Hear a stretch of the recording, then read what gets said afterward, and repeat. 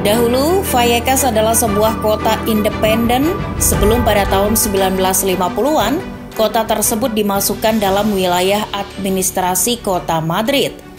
Kini, wilayah tersebut hanya menjadi penyangga ibu kota Spanyol dan terpecah menjadi dua distrik, yakni Puente de Vallecas dan Villa de Vallecas. Vallecas adalah kawasan paling murah di pinggiran kota Madrid dan menjadi kawasan pemukiman bagi kelas pekerja. Wilayah tersebut juga menjadi destinasi banyak imigran dan pencari suaka yang mencari tempat tinggal murah. Tak ayal, masyarakat Vallecas berasal dari banyak etnis. Menjadi wilayah termiskin di Madrid, distrik Vallecas juga akrab dengan beragam tindak kriminal. Vallecas juga pernah menjadi perbincangan karena kisah horornya. Pada tahun 1991, seorang remaja bernama Estefania Gutierrez Lazaro meninggal secara misterius setelah bermain papan Ouija. Belum lama ini kisah tersebut difilmkan dengan judul Veronica dan sempat dilabeli sebagai film terhoror di Netflix. Namun di sudut lain, Vallecas punya cerita indah di sebuah stadion mini yang bernama Campo de Fútbol de Vallecas. Berkapasitas 14.708 kursi, stadion tersebut menjadi stadion terkecil di La Liga musim ini. Stadion tersebut menjadi kandang dari klub kebanggaan Vallecas, Rayo Vallecano de Madrid. Stadion mini tersebut sangat menggambarkan wajah dari Rayo Vallecano dengan permukaan lapangan yang kurang ideal. Panjang dan lebar lapangannya juga lebih pendek dibanding lapangan lain di La Liga. Kandang klub kebanggaan lingkungan kelas pekerja itu juga hanya punya 3 tribun, karena di salah satu belakang gawangnya hanya ada tembok dan papan iklan. Dibanding stadion lain di kota Madrid, kandang Rayo Vallecano jelas tertinggal. Namun di banyak sudut Campo de Fútbol de Vallecas, banyak mural yang menyiratkan ideologi politik para pendukungnya yang berpaham sosialis. Campo de Fútbol de Vallecas dan Rayo Vallecano de Madrid adalah benteng terakhir sepak bola sayap kiri di Spanyol. Tidak menjual tiket pertandingan secara online dan menolak segala modernisasi yang mengeksploitasi fans. Klub berjuluk Los Franjirojos itu tumbuh dan bertahan menjadi salah satu klub terkecil dengan budget terendah di La Liga. Musim ini, skuad Rayo Vallecano yang berisikan 27 pemain hanya bernilai 61,50 juta euro. Angka tersebut hanya melewati nilai skuad Deportivo Alavés, Cadiz, dan Elche. Rayo Vallecano juga tercatat sebagai kontestan La Liga dengan pengeluaran terendah di bursa transfer musim panas 2021. Los Franjirojos hanya mengeluarkan biaya sebesar 4,3 juta euro untuk mendatangkan 11 pemain baru. Rayo Vallecano memang klub yang unik. Manajemen mereka terbilang buruk untuk kontestan Liga Papan Atas Spanyol. Beberapa tahun lalu, mereka juga pernah didenda akibat ulah ultras Rayo yang meneriakan ejekan rasisme Nazi kepada salah satu mantan pemainnya sendiri. Belakangan ini, hubungan antara sang pemilik klub dengan ultras Rayo Vallecano yang bernama Bucaneros juga makin tegang. Namun, entah bagaimana, klub yang carut-marut itu bisa tampil impresif di La Liga musim ini. Rayo Vallecano baru saja promosi ke kasta tertinggi Liga Spanyol di awal musim ini. Musim lalu mereka yang hanya finish di peringkat 6 Segunda Division berhasil naik kasta via jalur playoff. Dalam perjalanannya, Rayo berhasil menyingkirkan Leganes dan Girona. Meski jadi klub promosi, nyatanya performa Rayo Vallecano mampu mengejutkan La Liga. Kalah di 2 laga pertama, Rayo sempat meraih 3 kemenangan beruntun di pekan ke-5 hingga pekan ke-7. Hingga akhirnya kemenangan 2-0 atas Alavés di pekan ke-18 La Liga berhasil mengantar Rayo Vallecano naik ke peringkat 4 dan mengakhiri tahun 2021 di zona Liga Champions. Di 18 pertandingan, Los Franjirojos berhasil mengumpulkan 30 poin, hasil dari 9 kali menang dan 3 kali imbang.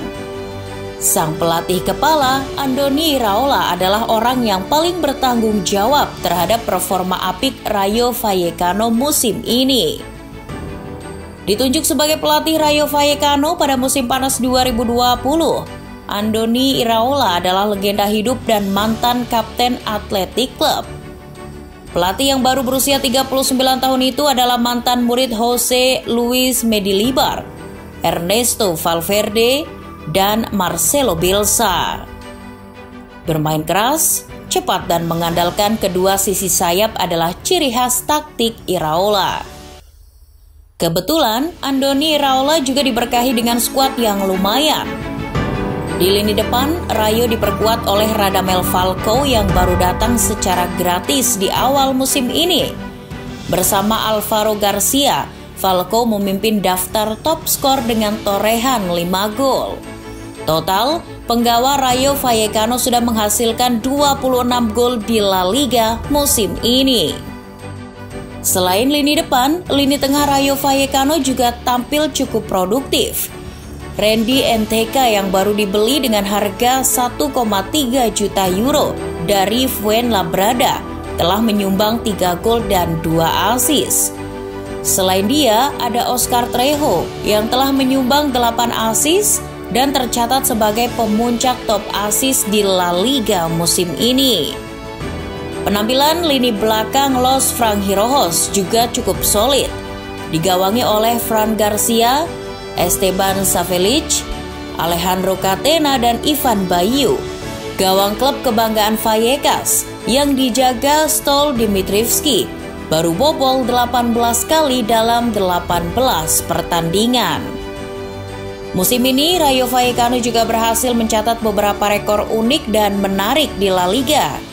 Bersama Real Betis, Rayo Vallecano adalah 2 tim La Liga yang tidak kehilangan poin setelah mampu membuka skor terlebih dahulu. Selain itu, Rayo juga jadi tim dengan perolehan poin terbanyak di laga kandang di 5 liga top Eropa. Dari 9 laga kandang, Rayo telah memperoleh 25 poin dari total 27 poin yang bisa mereka kumpulkan. Catatan tersebut tak hanya mengungguli Real Madrid, tetapi juga Manchester City, Bayern Munchen, hingga PSG. Sayangnya, Rayo Vallecano baru saja tumbang di laga pembuka tahun 2022. Masalah mereka masih sama, yakni sulit meraih poin ketika menjalani laga away.